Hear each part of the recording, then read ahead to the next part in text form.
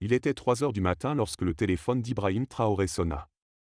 L'appel provenait d'une ligne secrète connue uniquement de 5 personnes au sein de l'armée burkinabé. Mon général, le coup d'État a commencé. Le général Doumbia avance vers le palais présidentiel avec le 3e bataillon. Traoré se leva de son lit et jeta un coup d'œil par la fenêtre. Dans l'obscurité, il distinguait des véhicules blindés progressant lentement. 2 heures plus tard, le général Doumbia, chef du coup d'État, deviendrait, de manière inattendue, le prisonnier de ses propres soldats. Comment Ibrahim Traoré a-t-il transformé la trahison de son général le plus proche en une revanche spectaculaire? La sonnerie stridente déchira le silence de la chambre d'Ibrahim Traoré. Il décrocha immédiatement, Traoré. La voix à l'autre bout du fil était tendue, mais maîtrisée.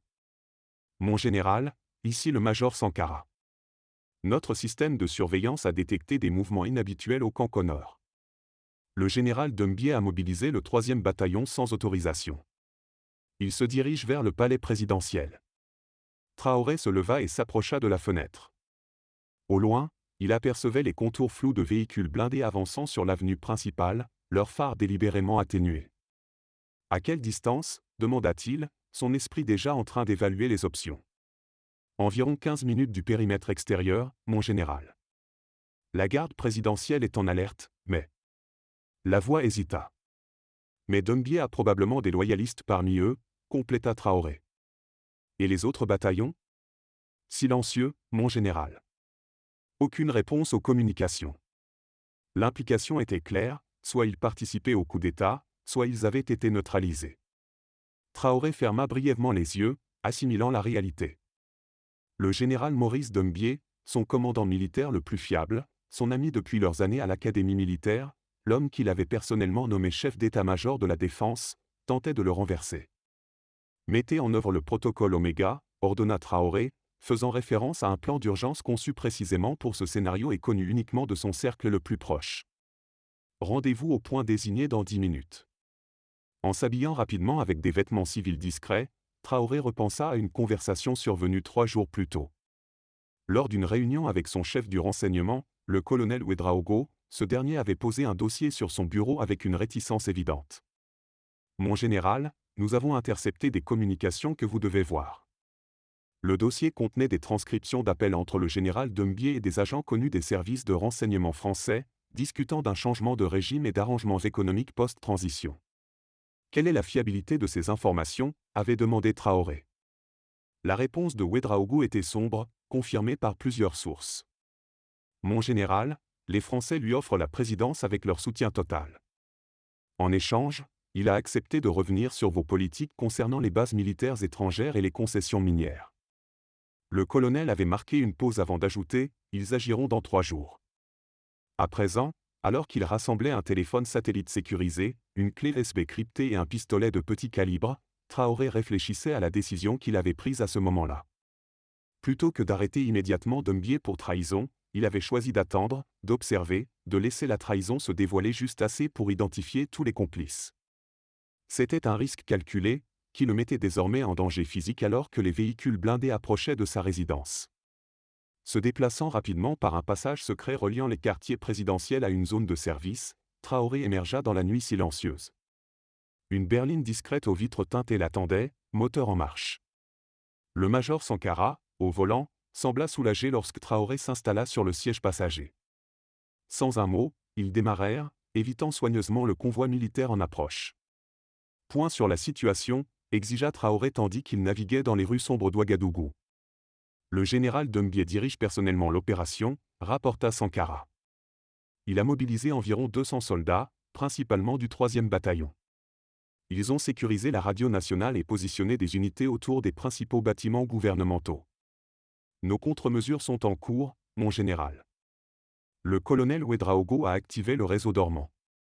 La phase 1 est terminée. Traoré hocha la tête, un éclair de satisfaction traversant son visage. La phase 1, le remplacement discret des munitions du 3e bataillon par des cartouches à blanc et des munitions désactivées, avait été mise en œuvre 48 heures plus tôt, sous couvert d'un inventaire de routine.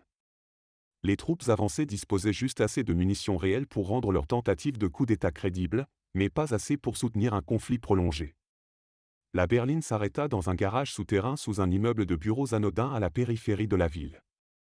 C'était le centre de commandement secret, un quartier général opérationnel entièrement équipé, connu uniquement des membres les plus fiables de l'appareil sécuritaire de Traoré. À son entrée, il fut accueilli par une activité intense, des officiers du renseignement surveillant les communications, du personnel de sécurité coordonnant les mouvements, et surtout, les commandants loyaux des 1er et 4e bataillons, briefés secrètement la veille. Monsieur le Président, salua le colonel Ouedraogo, s'avançant avec une tablette affichant une carte en temps réel de la ville, des points lumineux indiquant les mouvements de troupes.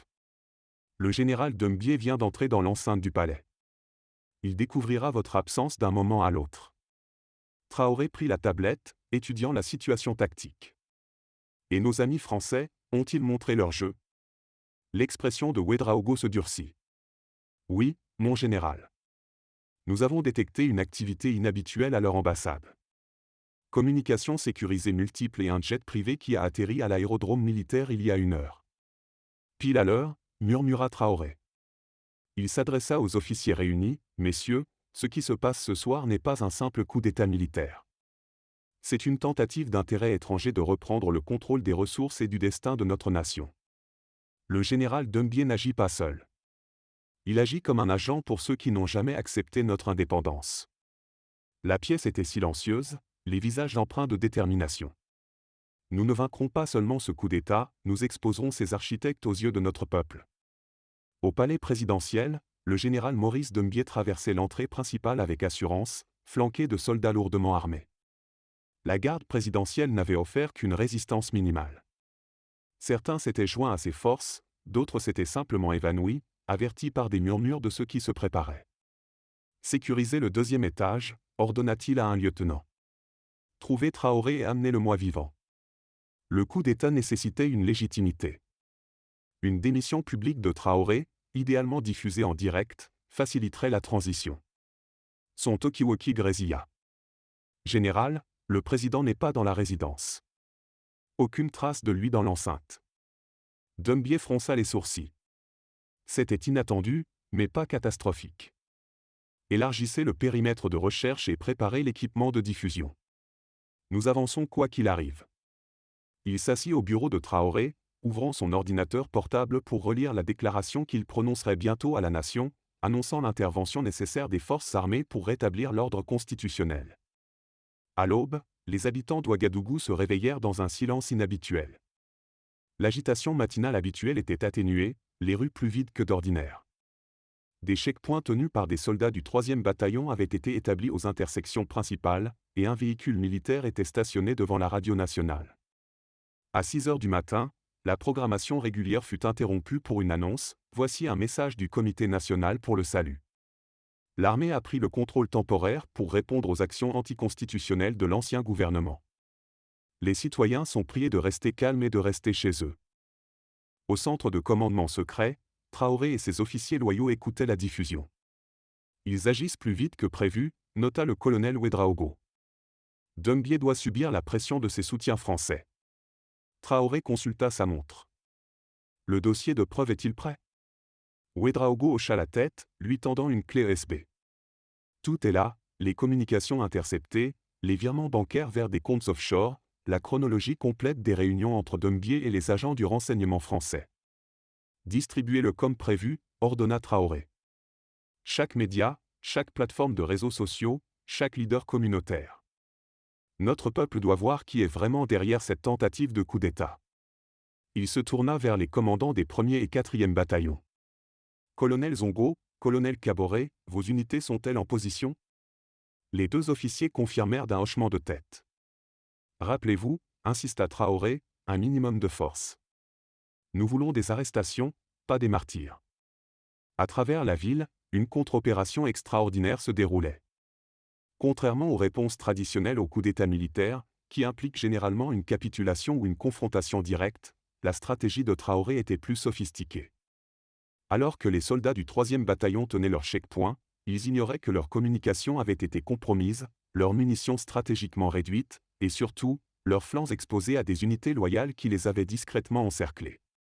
Simultanément, les citoyens commençaient à recevoir des messages sur leur téléphone, des documents et des enregistrements audio révélant les réunions secrètes du général Doumbia avec des officiels français, des plans détaillés pour rétablir le contrôle étranger sur les mines d'or du Burkina Faso, et surtout, des relevés bancaires montrant des millions d'euros transférés sur des comptes au nom de Doumbia. Les preuves étaient accablantes et irréfutables. À l'ambassade de France, l'ambassadeur Jean-Marc Lefer devenait de plus en plus inquiet. Le coup d'État avançait, mais Traoré restait introuvable, et plus troublant encore, aucun soutien des autres bataillons militaires, comme promis par Doumbia, ne s'était manifesté. « Mettez-moi en contact avec le général Doumbia immédiatement », ordonna-t-il à son assistant. « Et contactez Paris. Nous devrons peut-être ajuster notre approche. » Par les fenêtres de l'ambassade, il voyait des groupes de citoyens se rassembler, certains tenant des téléphones affichant des documents qui lui donnaient des sueurs froides.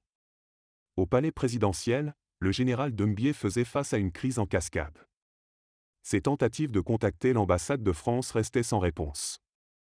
Des rapports signalaient que des soldats des 1er et 4e bataillons prenaient position dans la ville. Plus alarmant encore, ses propres troupes faisaient état de pénurie de munitions et de défaillance d'équipement. « Mon général », rapporta un major avec urgence, « nous recevons des informations selon lesquelles des documents compromettants circulent en ligne, des communications entre vous et des officiels français. » Doumbia ressentit les premières véritables vagues de panique. Comment Traoré avait-il su? Comment avait-il préparé tout cela si minutieusement? Avant qu'il ne puisse formuler une réponse, le système de sécurité du palais se réactiva soudainement, les écrans affichant plusieurs véhicules militaires en approche. Pas des forces étrangères venues à son secours, mais des unités burkinabées loyales, avançant avec une coordination claire. Au centre de commandement du 3e bataillon, la confusion se transformait en alarme. Le lieutenant-colonel Senu, second de Doumbia, tentait désespérément de maintenir le contrôle d'une situation qui se détériorait. « Établissez un périmètre défensif », ordonna-t-il. Mais la réponse de ses commandants d'unité n'était pas encourageante. « Mon général, nous sommes encerclés par les 1er et 4e bataillons. Ils exigent notre reddition, et les hommes posent des questions sur les documents révélant les liens de Doumbia avec la France. » L'humeur parmi les troupes changeait rapidement. Ces soldats patriotiques avaient suivi les ordres, pensant protéger les intérêts nationaux. La révélation que leur commandant pouvait travailler pour des puissances étrangères touchait au cœur de leur identité militaire. Lorsque le colonel Zongo, commandant du 1er bataillon, s'approcha sous un drapeau de pourparlers, de nombreux soldats du 3e bataillon baissèrent leurs armes sans ordre. « Vos munitions ont été compromises », informa Zongo à Senu sans détour. « Vos communications sont surveillées, et votre général a trahi non seulement le président, mais la nation. » Ce ne sont pas mes affirmations. Les preuves sont diffusées à l'échelle nationale en ce moment même. Il tendit une tablette affichant les documents incriminants. Vous avez 10 minutes pour rendre vos positions avant que nous n'intervenions. Personne ne doit mourir aujourd'hui pour l'ambition de Doumbia. Au centre de commandement secret, Traoré reçut la nouvelle qu'il attendait. Le 3e bataillon se rend, mon général. Les commandants d'unité abandonnent leur position sans résistance.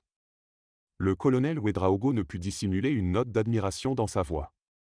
Votre stratégie a fonctionné parfaitement en exposant les liens de Doumbia avec l'étranger avant que le coup d'État ne puisse se consolider. Vous avez retourné ses propres soldats contre lui.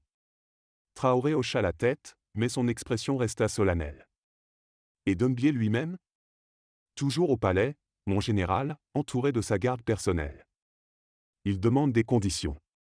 Traoré réfléchit soigneusement. La manière dont il gérerait Doumbia désormais déterminerait la suite des événements. Une exécution publique satisferait les appels à la justice, mais risquerait de créer un martyr. Une simple incarcération laisserait des questions sans réponse. Je veux qu'il soit conduit au stade national, décida-t-il finalement. Sécurité maximale, mais pas d'humiliation. Préparer un interrogatoire public, retransmis en direct. Pas de procès scénarisé, pas de verdict prédéterminé. Juste Doumbia, moi, les preuves, et les yeux de notre peuple. Les officiers échangèrent des regards, reconnaissant l'audace de l'approche, publique, transparente, un appel direct au jugement des citoyens plutôt qu'à l'autorité de l'État. À midi, la tentative de coup d'État s'était effondrée. Le 3e bataillon s'était rendu en masse, de nombreux soldats rejoignant même les forces loyales à Traoré une fois la nature de la trahison de Doumbia révélée. L'ambassade de France était entourée d'une foule croissante de manifestants brandissant des copies des documents divulgués et exigeant des explications.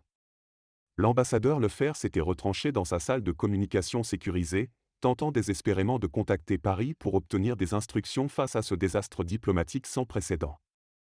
Au palais présidentiel, le général Doumbia était seul dans le bureau qu'il avait brièvement revendiqué, regardant par les fenêtres les véhicules du 1er bataillon approcher. Sa garde personnelle s'était volatilisée, la loyauté s'évanouissant face à la trahison exposée. Il avait échoué, mais plus encore, il avait été surpassé par Traoré d'une manière qu'il n'avait jamais anticipée. Le président avait identifié le complot, l'avait laissé se dérouler juste assez pour exposer tous les impliqués, puis l'avait démantelé de l'intérieur. Lorsque les soldats entrèrent dans le bureau, Doumbia se leva, rendant son arme de poing avec toute la dignité qu'il pouvait rassembler.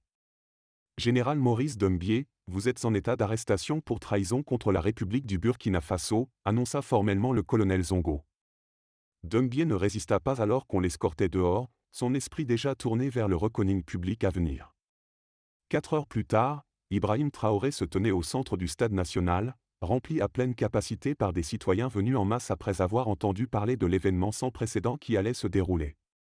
Une simple table avait été installée, avec 2 chaises face à face. Entre elles, un écran visible à la fois par les participants et sur les écrans géants du stade, qui afficherait les preuves pour tous. Traoré avait choisi de porter un uniforme militaire simple, sans décoration ni un signe de grade, un message délibéré que cette confrontation ne concernait pas le pouvoir ou la hiérarchie, mais la vérité et la responsabilité. Lorsque le général Doumbia fut escorté, vêtu de manière similaire mais visiblement épuisé par les événements de la journée, un murmure parcourut la foule. Ce n'était pas une scène triomphale d'un ennemi vaincu paradé devant des masses en liesse. L'atmosphère était solennelle, comme si la nation entière était témoin d'un examen douloureux mais nécessaire d'une trahison. « Général Doumbia », commença Traoré, sa voix amplifiée dans le stade mais conservant un ton posé. « Pendant 15 ans, nous avons servi ensemble. Nous avons combattu ensemble. Nous avons construit ce gouvernement de transition ensemble. Aujourd'hui, vous avez conduit les soldats du 3e bataillon pour tenter de me destituer. » Il marqua une pause, regardant directement son ancien ami. « Je veux comprendre pourquoi, pas seulement pour moi, mais pour notre peuple qui mérite la vérité. » Était-ce l'ambition, l'idéologie ou autre chose? Doumbia, qui s'attendait à des récriminations, voire à une humiliation, sembla déconcerté par la question directe. Le stade était absolument silencieux, des dizaines de milliers de personnes retenant leur souffle. « Le chemin que vous avez choisi pour notre pays est intenable, » répondit-il enfin, sa voix ferme mais mesurée. Vos politiques de nationalisme des ressources, votre rejet du soutien militaire occidental contre les insurgés, votre pivot vers des partenariats russes et chinois, tout cela nous a isolés de nos alliés traditionnels qui pourraient réellement aider à développer notre nation.